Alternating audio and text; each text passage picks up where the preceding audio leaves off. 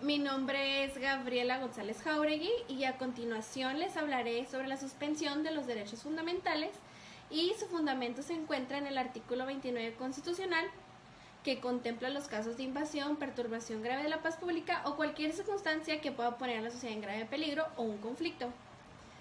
Esta figura constitucional es conocida como la suspensión de garantías.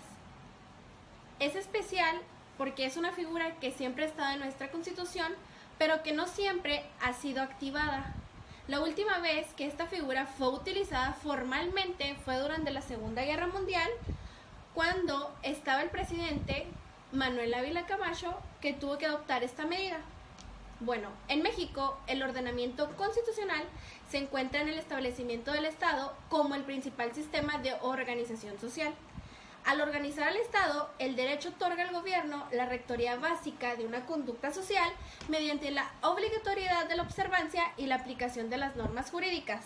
Sin embargo, como hemos indicado, la función gubernamentativa no es ilimitada, sino que se encuentra restringida y orientada por los derechos fundamentales consagrados en la norma creadora del Estado y que el constituyente del gobierno ha hecho la suspensión de las garantías individuales. ¿Qué es esta suspensión de los derechos fundamentales? Bueno, se justifica por la necesidad política de que los órganos gubernamentativos tengan la libertad de acción para proceder con rapidez, energía y mantener el orden público mediante la eliminación radical de las situaciones o circunstancias de hecho que agreden los intereses sociales. ¿Cuáles son estas causas? Bueno, pues estas causas se encuentran en el orden social que sustenta el derecho, que puede verse en extrema amenaza por diversas circunstancias, ante lo cual pues es necesario la intervención del gobierno de forma rápida y eficaz a fin de garantizar pues precisamente la continuidad del orden preestablecido y más aún probablemente la supervivencia del propio Estado. Para ello es favorecedor la eficacia en la acción del gobierno, que será necesario suspender las disposiciones normativas que puedan obstaculizar la citada actuación y específicamente las que contienen los derechos fundamentales. Pues ¿cuáles son estos casos? Son en los casos de invasión, perturbación grave de la paz pública o de cualquier otro que ponga a la sociedad en grave peligro o conflicto. Las autoridades que intervienen en esta suspensión de garantías es mediante un procedimiento y ellas trabajan de forma conjunta estas autoridades. Bueno, pues esta autoridad sería el Ejecutivo Federal, los titulares de las Secretarías de Estado, el Congreso de la Unión, los departamentos administrativos y la Procuraduría General de la República. Bueno, su aplicabilidad y vigencia se encuentra en que las leyes de emergencia, una vez que han cesado la suspensión de garantías, en este sentido, al quedar sin efecto la suspensión de garantías decretada por la situación de emergencia, se restablecerá el orden constitucional en toda su plenitud, quedando sin efectos las prevenciones generales y de igual forma las leyes expedidas por el Ejecutivo Federal en uso de las facultades extraordinarias que fueron conferidas. Dicho lo anterior, la validez y la vigencia de las leyes de emergencia deriva del decreto de suspensión de garantías, por lo que al perder eficacia este último, de igual forma se pierden las primeras.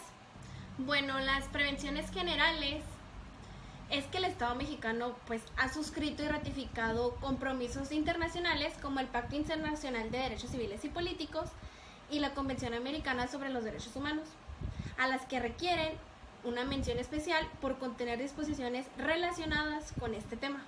¿Por qué? Bueno, el artículo 4 del Pacto Internacional de Derechos Civiles y Políticos establece, que en estas situaciones excepcionales que se ponga en peligro la vida de la nación o la cuya existencia ha sido proclamada oficialmente, los estados que forman parte de esta convención podrán adoptar disposiciones en las medidas estrictamente limitadas de la exigencia de la situación, donde la suspensión de las obligaciones contraídas en virtud del cual se ratificó este pacto, siempre que estas disposiciones no sean incompatibles. ¿Qué quiere decir esto? Que no entrañen discriminación alguna, ya sea fundada únicamente por motivos de raza, color, sexo, idioma, origen social o religión. Los derechos que no pueden ser sujetos a suspensión, pues son los derechos de la vida, la prohibición a la tortura, las penas crueles, la prohibición a la esclavitud, servidumbre, la prohibición al encarcelamiento por deudas de carácter civil, o bien la retroactividad de las normas penales, el reconocimiento de la personalidad jurídica o la libertad de pensamiento y religión, mismos que se encuentran en el ordenamiento jurídico, no serán susceptibles a suspensión bajo ninguna circunstancia. Tampoco el reconocimiento de la personalidad jurídica, el derecho a la vida, el derecho a la integridad personal, las prohibiciones de esclavitud, ni el principio de legalidad y derecho de retroactividad, ni los derechos de los niños, ni el derecho de la nacionalidad, ni los derechos políticos, así como las garantías judiciales indispensables para la protección de tales derechos que no son susceptibles de ser suspendidos en este momento alguno. Ahora les hablaré sobre los derechos fundamentales de los grupos sociales. Estos derechos sociales tienen una larga y abrigada historia. Bueno, esto es producto de revoluciones, luchas políticas que han sido pues reconocidas en grupos sociales o colectivos como la clase trabajadora, como los campesinos, en forma de derechos laborales y la seguridad social, o individuos de estos que tienen esta necesidad de formar un derecho para su subsistencia. Bueno, pues el pasado les ha sido de un carácter de derecho, siendo su objeto principal considerar como pues una mera aspiración. Hoy en día se reconocen los derechos sociales fundamentales de carácter de derechos subjetivos, siendo objeto de aplicaciones positivas tácitas del Estado. ¿Por qué? Entre ellas la alimentación, la salud, la educación, el trabajo, la vivienda, la seguridad social, el derecho al empleo, a un salario justo, el derecho a la protección social en los casos que sea necesaria esta seguridad social, y pues el desempleo, la jubilación, todo lo que esté englobado en la protección social de los trabajadores o de las personas. También el derecho a la vivienda, derecho a la educación gratuita y de calidad, derecho a la sanidad, derecho a un entorno saludable en el cual incluya la cultura y todos los ámbitos de la vida pública del derecho a la comunidad. También el derecho a la alimentación. Bueno, el concepto de estos derechos sociales establece que los derechos sociales son derechos subjetivos de presentación positiva fáctica del Estado. ¿Por qué? El derecho social es un conjunto de leyes, disposiciones y normas que establecen diferentes principios y las medidas de protección de las personas, grupos o sectores de la sociedad económica débiles. Se trata de un marco jurídico que se ocupa de los eventuales conflictos que se producen dentro de la sociedad y entre las clases sociales que las componen. Se ocupa de los derechos sociales como los derechos subjetivos reconocidos por el derecho positivo, que forman parte de los derechos fundamentales del ser humano, de acuerdo a lo aprobado en el Pacto Internacional de Derechos Económicos y Sociales Culturales. ¿Cuáles son estos antecedentes que han hecho que se haya reconocido estos derechos? Pues bueno, en el siglo XVIII la ayuda era específicamente para los pobres, niños, ancianos, expósitos que eran de asunto librado a la familia o la beneficencia pública, y la privada en forma de deberes jurídicos o morales. En el siglo XIX, los derechos sociales identificaron como demandas que mediante luchas políticas y sociales podrían lograr este estatus de derechos legales de grupos particulares, como el caso de los trabajadores asalariados. Para el siglo XX les fue dado el carácter de fines y objetivos sociales, pues para su realización que se requiere de las normas jurídicas que imponen la obligación positiva de las autoridades públicas, lo cual excluía la posibilidad del individuo de hacerles exigibles directamente ante los jueces.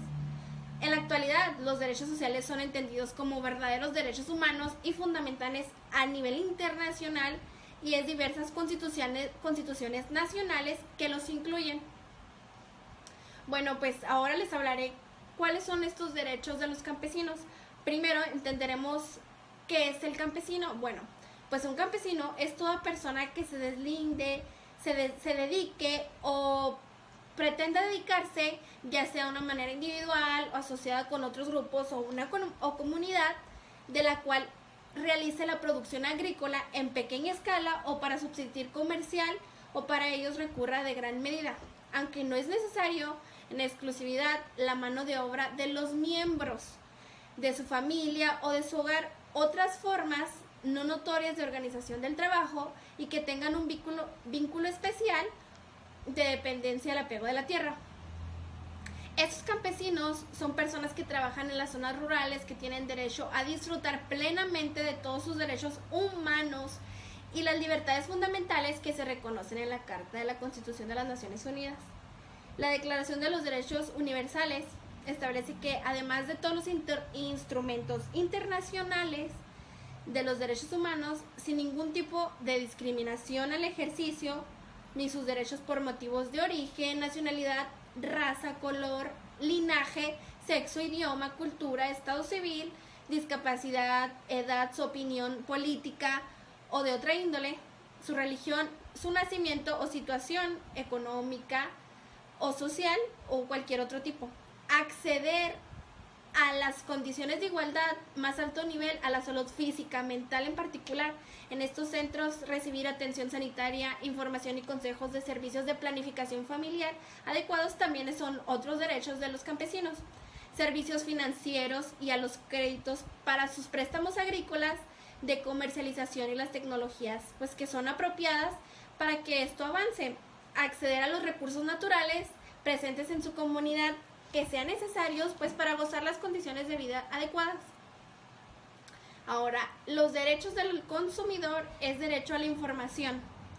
Esta información se divide en la publicidad, las etiquetas, los precios, las garantías y en general toda información que los bienes y servicios te ofrece de ser oportuna, completa y clara y veraz, de manera que puede elegir qué comprar. El derecho a la educación también es importante porque pues se puede recibir instrucción de manera sobre la materia del consumo o conocer sus derechos y la forma en que pues los protege la ley. También el derecho a elegir. Esto quiere decir, al escoger un producto o un servicio, nadie te puede presionar de condicionar a la venta o el cambio de cómo vas a completar tu compra, ya decir exigir en pagos, anticipos, lo que la ley de un contrato determine. También el derecho a la seguridad, a la calidad, pues ¿para qué? Para que estos bienes y servicios que se ofrecen en el mercado deban cumplir con las normas y las disposiciones pues materialmente de la seguridad y la calidad. También el derecho a no ser discriminados. Esto no te puede negar la compra de un producto o contratar un servicio, tampoco discriminar o tratar mal a una persona por su sexo, raza, religión, condición económica o nacionalidad, orientación sexual ni la discapacidad.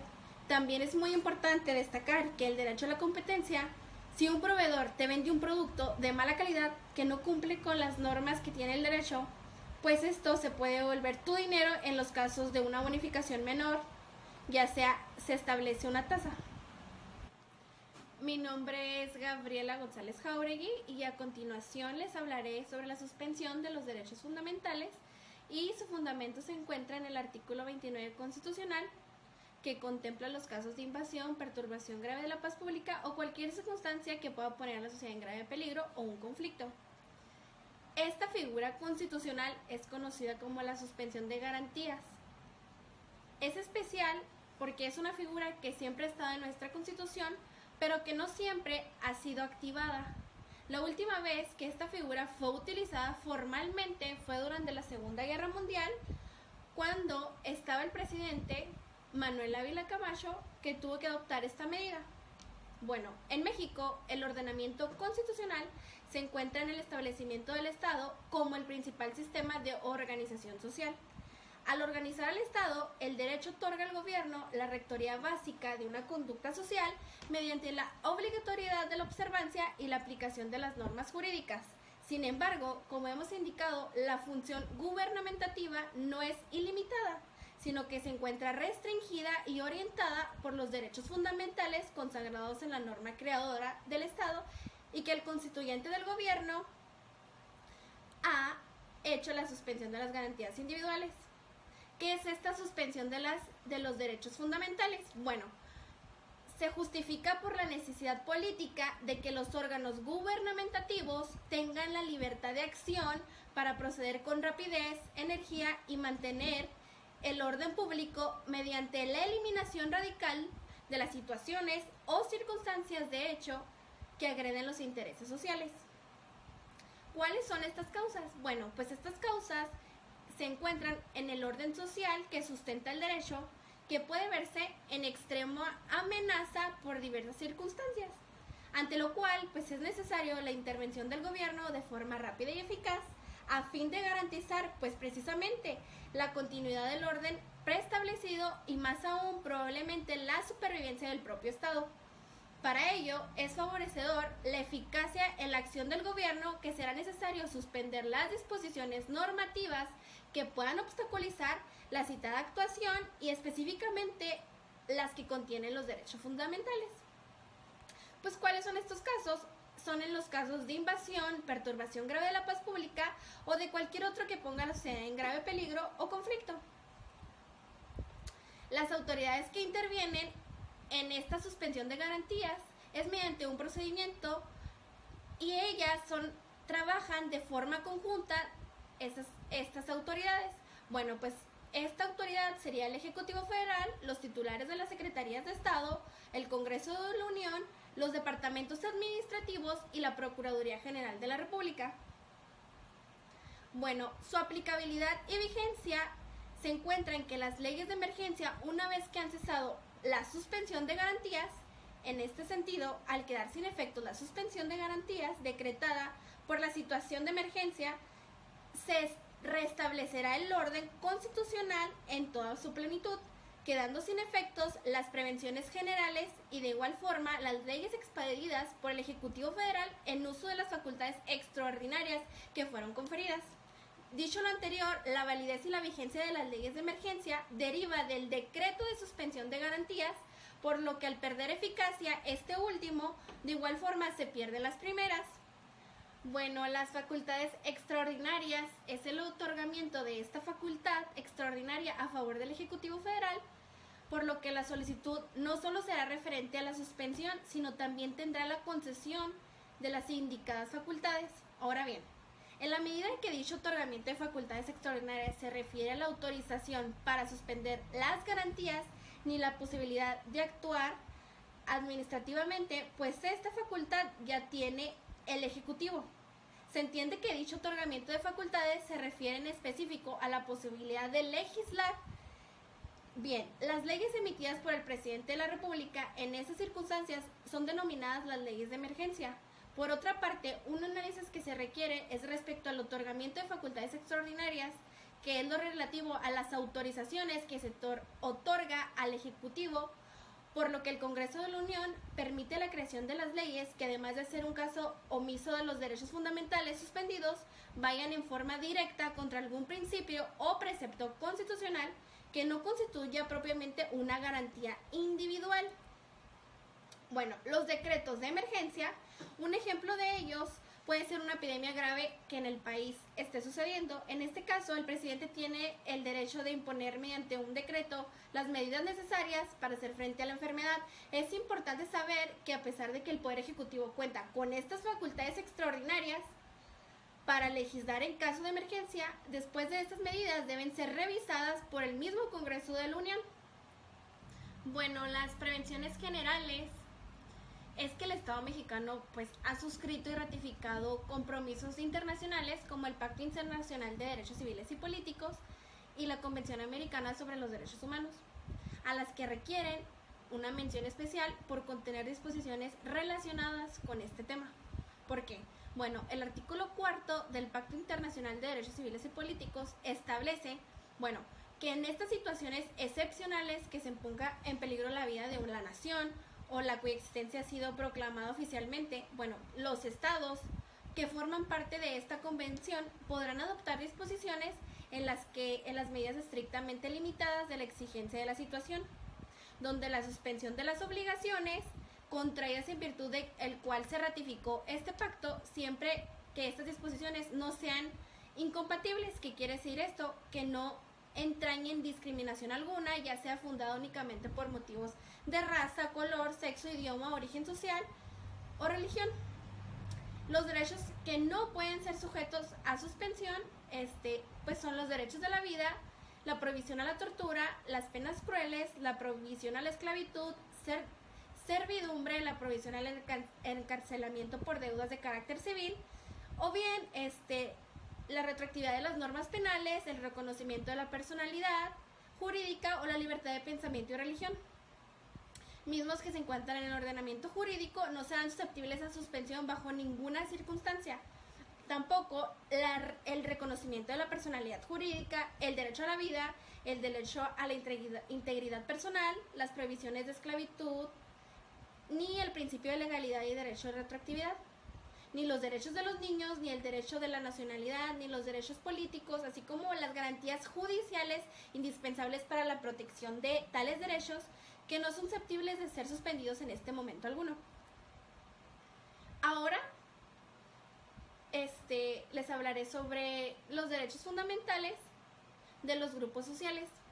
Estos derechos sociales tienen una larga y abrigada historia. Bueno, esto es producto de revoluciones, luchas políticas que han sido pues reconocidas en grupos sociales o colectivos como la clase trabajadora, como los campesinos, en forma de derechos laborales y la seguridad social, o individuos de estos que tienen esta necesidad de formar un derecho para su subsistencia. Bueno, pues el pasado les ha sido de un carácter de derecho, siendo su objeto principal considerar como pues una mera aspiración. Hoy en día se reconocen los derechos sociales fundamentales de carácter de derechos subjetivos, siendo objeto de aplicaciones positivas tácitas del Estado.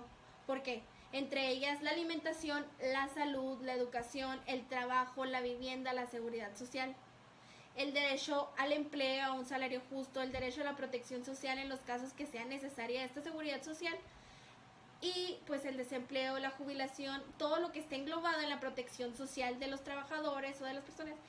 También el derecho a la vivienda, derecho a la educación gratuita y de calidad, derecho a la sanidad, derecho a un entorno saludable en el cual incluya la cultura y todos los ámbitos de la vida pública del derecho a la comunidad. También el derecho a la alimentación.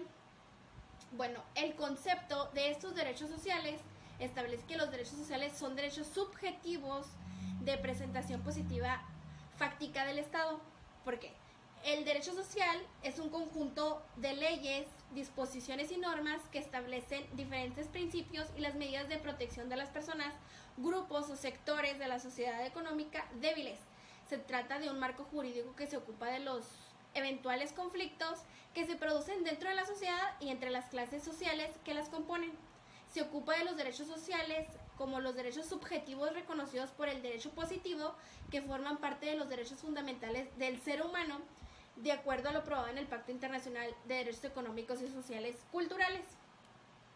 ¿Cuáles son estos antecedentes que han hecho que se haya reconocido estos derechos? Pues bueno, en el siglo XVIII la ayuda era específicamente para los pobres, niños, ancianos, expósitos que eran de asunto librado a la familia o la beneficencia pública, y la privada en forma de deberes jurídicos o morales. En el siglo XIX, los derechos sociales identificaron como demandas que mediante luchas políticas y sociales podrían lograr este estatus de derechos legales de grupos particulares, como el caso de los trabajadores asalariados. Para el siglo XX les fue dado el carácter de fines y objetivos sociales, pues para su realización que se requiere de las normas jurídicas que imponen la obligación positiva de las autoridades públicas, lo cual excluía la posibilidad del individuo de hacerles exigibles directamente ante los jueces. En la actualidad, los derechos sociales son entendidos como verdaderos derechos humanos y fundamentales a nivel internacional, y es diversas constituciones nacionales que los incluyen. Bueno, pues ahora les hablaré cuáles son estos derechos de los campesinos. Primero entenderemos qué es el campesino. Bueno, pues un campesino es toda persona que se deslinde, se dedique o pretenda dedicarse, ya sea de una manera individual o asociada con otros grupos o comunidad, de la cual realice la producción agrícola en pequeña escala o para subsistir comercial, o para ellos recurra de gran medida, aunque no es necesario en exclusividad la mano de obra de los miembros de su familia o de su hogar, otras formas no notorias de organización del trabajo y que tengan un vínculo especial de dependencia al apego de la tierra. Estos campesinos son personas que trabajan en las zonas rurales, que tienen derecho a disfrutar plenamente de todos sus derechos humanos y las libertades fundamentales que se reconocen en la Carta de la Constitución de las Naciones Unidas. La Declaración de los Derechos Universales establece que, además de todos los instrumentos internacionales de los derechos humanos, sin ningún tipo de discriminación al ejercicio, ni sus derechos por motivos de origen, nacionalidad, raza, color, linaje, sexo, idioma, cultura, estado civil, discapacidad, edad, su opinión política o de otra índole, su religión, su nacimiento o situación económica o social o cualquier otro tipo. Acceder a las condiciones de igualdad, más alto nivel, a la salud física, mental en particular. En estos centros recibir atención sanitaria, información y consejos de servicios de planificación familiar adecuados también son otros derechos de los campesinos. Servicios financieros y a los créditos para sus préstamos agrícolas, de comercialización y las tecnologías pues que son apropiadas para que esto avance.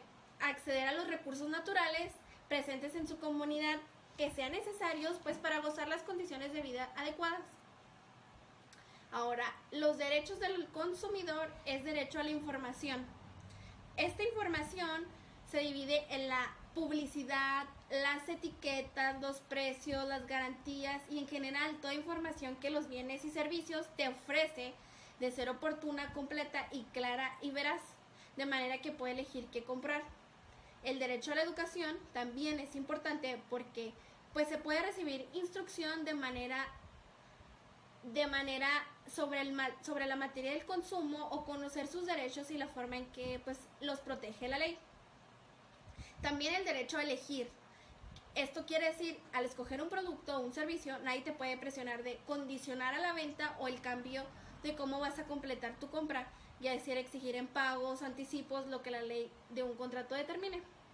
También el derecho a la seguridad, a la calidad, pues ¿para qué? Para que estos bienes y servicios que se ofrecen en el mercado deban cumplir con las normas y las disposiciones pues materialmente de la seguridad y la calidad.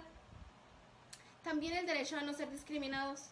Esto no te puede negar la compra de un producto o contratar un servicio, tampoco discriminar o tratar mal a una persona por su sexo, raza, religión, condición económica o nacionalidad, orientación sexual, ni la discapacidad.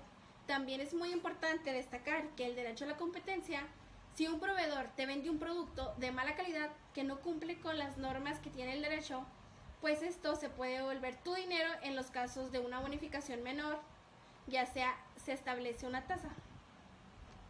Los derechos de los trabajadores, ¿qué quiere decir? Como antes los había mencionado los antecedentes, esto ha sido a través de luchas históricas, de revoluciones. Bueno, ¿cuáles son estos derechos que los trabajadores tienen? Primero que nada, toda persona tiene derecho pues al trabajo, a la libre elección de su trabajo, a sus condiciones equitativas y satisfactorias de su trabajo y a la protección y el control de su desempleo. Toda persona también tiene derecho a la no discriminación alguna y a la igualdad de salario dependiendo del trabajo que realice. Toda persona que trabaje tiene derecho a una remuneración equitativa y satisfactoria que le asegure, así como a su familia, una existencia conforme a la dignidad humana y será completada en casos necesarios por cualquier otros medios de protección social. Toda persona tiene derecho también a fundar sindicatos y sindicarse para la defensa de sus intereses. Ahora, ¿sabes qué me hace falta? Se me hace falta como los derechos de los trabajadores. ¿Qué quiere decir? Como antes los había mencionado los antecedentes, esto ha sido a través de luchas históricas, de revoluciones. Bueno, ¿cuáles son estos derechos que los trabajadores tienen?